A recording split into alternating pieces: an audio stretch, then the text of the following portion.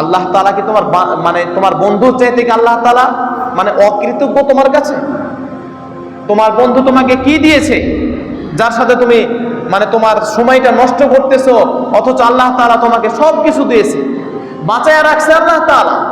এই পৃথিবীর ভিতরে তুমি তারই পৃথিবী, তারই মানে জমিন, তারই আসমান, তারই গাছ, তারই হাওয়া, তারই মানে সব কিছু পানি মানে তোমরা নিতেছো, ব্যবহার করতেছো।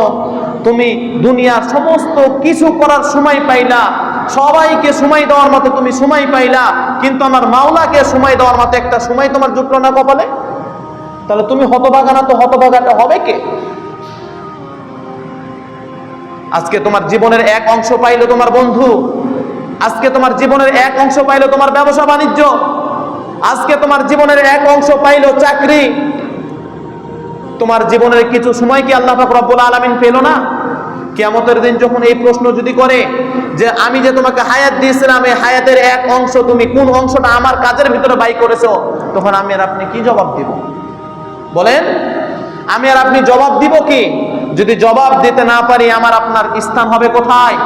আমার আপনার স্থান হবে চিরস্থায়ী জাহান্নামে, চিরস্থায়ী জাহান্নামে।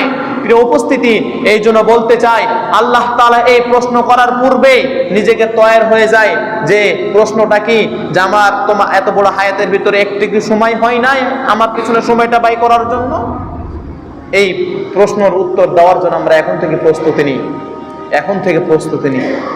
প্রিয় উপস্থিতি, আজকে আমরা গুনহাকে কোনো গুনহাই মনে করি না, আমরা গুনহাকে অন্তর খেল মনে করি। এটা কিছু না, এটা কিছু না, গুনহা কিছু না, এটা স্বাভাবিক।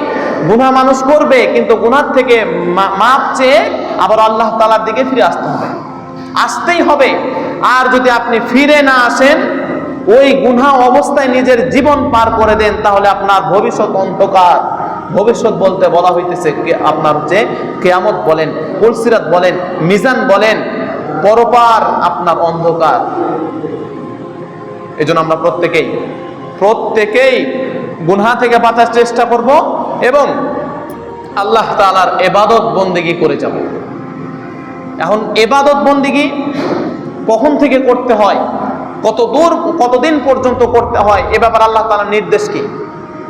এই ব্যাপার আল্লাহ পাক রব্বুল আলামিন সুন্দরভাবে আমাদেরকে বুঝাই দিয়েছে। দেখবেন,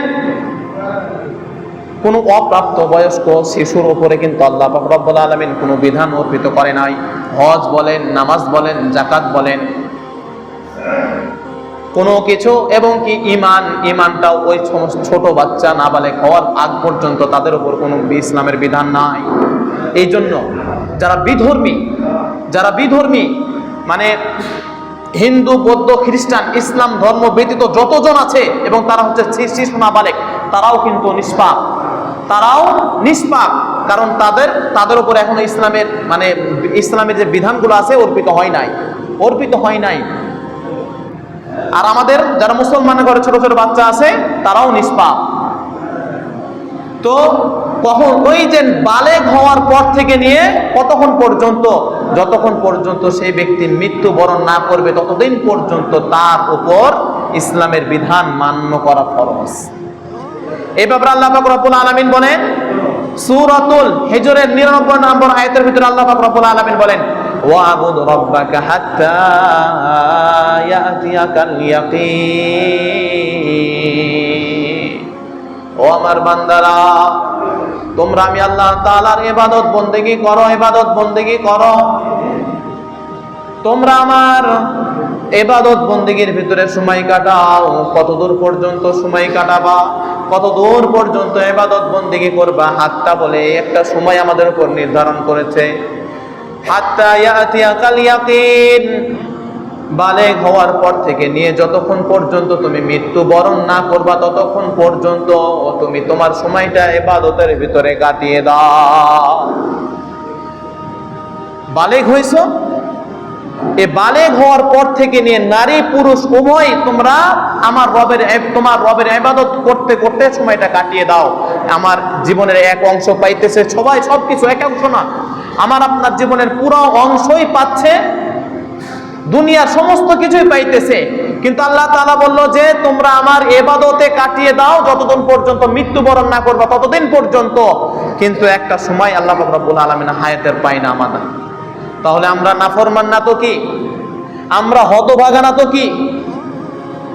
আমি আর আপনি দুনিয়ার ভিতরে গুনাহ করতেছি। একটা কথা মাথায় রাখবেন, মানুষকে গুনাহ কখনো তৃপ্ত দেয় না, তৃপ্ত করে না। মানুষ যত গুনাহ করবে ততই তার গুনাহর দিকে অন্তরটা ধাবিত হবে। কারণ যে ব্যক্তি গুনাহ করে তার কলব মরে যায়, আর যে ব্যক্তির কলব একবার মারা যায় সেই ব্যক্তি গুনাহকে আর গুনাহ মনে করে না। সেই ব্যক্তি গুনাহকে গুনাহ মনেই করে না, সব সময় সে গুনাহ করে। এই জন্য গুনাহকে আমরা সব সময় দূরে রাখি। উপস্থিতি প্রত্যেকেই বলতেছি আমরা গুনাহকে ত্যাগ করি, গুনাহকে ত্যাগ করি, গুনাহকে ত্যাগ করি। আজকে দেখেন যুবকদের ভিতরে কতজন যুবকদেরকে পাওয়া যাইতেছে নামাজের মধ্যে, কয়েকজনকে পাওয়া যায়, কিছুদিন পরে আবারও হারিয়ে যায়, আবার অন্তরের ভিতরে হয়তো একটু যখন আবারও ধাক্কা মারে, আবারও আসে, আবারও চলে যায়, স্থায়ী হতে পারতেছে না বা স্থায়ী হচ্ছে না। আপনারা আপনাদের বিবেককে বুঝান। যদি না বুঝান তাহলে এই দুনিয়াতে যে উদ্দেশ্যে আল্লাহ পাক রব্বুল আলামিন আমাদেরকে সৃষ্টি করেছে সেই উদ্দেশ্য আমরা হারিয়ে ফেলবো। আর যদি কোনো ব্যক্তি উদ্দেশ্যটাকে হারিয়ে ফেলে তাহলে অবশ্যই তার জন্য রয়েছে চিরস্থায়ী জাহান্নাম, চিরস্থায়ী জাহান্নাম। জাহান্নামের আগুনে যেতে হবে, জাহান্নামের আগুনে পুড়তে হবে। দেখেন এখন যদি কোনো ব্যক্তি গুনাহকে আপন করে নেয়, যদি কোনো ব্যক্তি গুনাহকে আপন করে, সেই ব্যাপারে আল্লাহ পাক রব্বুল আলামিন কোরআন কারীমের ভিতরে কি বলেন? আল্লাহ পাক রব্বুল আলামিন সূরাতুল হাসরের 19 নম্বর আয়াতের ভিতরে আল্লাহ সুবহানাহু ওয়া তাআলা বলেন, ওয়ালা তাকুনু কাল্লাযিনা নাসুল্লাহ ফানসাহুম ওয়া আনফুসাহুম উলাইকা হুমুল ফাসিকুন। আল্লাহ পাক রব্বুল আলামিন বান্দাদেরকে বারে বারে গুনাহ থেকে বাঁচার জন্য অর্ডার করেছেন যে তোমরা গুনাহ থেকে বাঁচো, গুনাহ থেকে বাঁচো। তোমরা যদি গুনাহ থেকে না বাঁচতে পারো তাহলে মনে রাখিও আমার আযাব, আমার শাস্তি তোমাদের জন্য অনিবার্য, তোমরা শাস্তি পাইবা। শুধুমাত্র তাই নয়, এই আয়াতের ভিতরে আল্লাহ পাক রব্বুল আলামিন বলেন তোমরা যদি গুনাহ থেকে না বাঁচো তাহলে আর যদি গুনার ভিতরে ডুবে থাকো, এমন একটা সময় যাবে, এমন একটা পরিস্থিতি আসবে তুমি নিজে ভুলে যাইবা, আল্লাহ তাআলা তোমাকে তোমার থেকে নিজে ভুলিয়ে দিবে। ফানসাহুম ওয়া আনফুসাহুম, তুমি যে একজন মানুষ, এই নফস থেকে আল্লাহ পাক রব্বুল আলামিন তোমাকে ভুলাই দিবে। তখন তোমার চলাফেরা হবে হাইওয়ানাতের মতো। তখন তুমি নিজেকে কুকুরের মতোই মনে করবা, নিজেকে কুকুরের মতো, চতুষ্পদ যন্ত্রের মতোই তুমি নিজেকে মনে করবা। কারণ দেখেন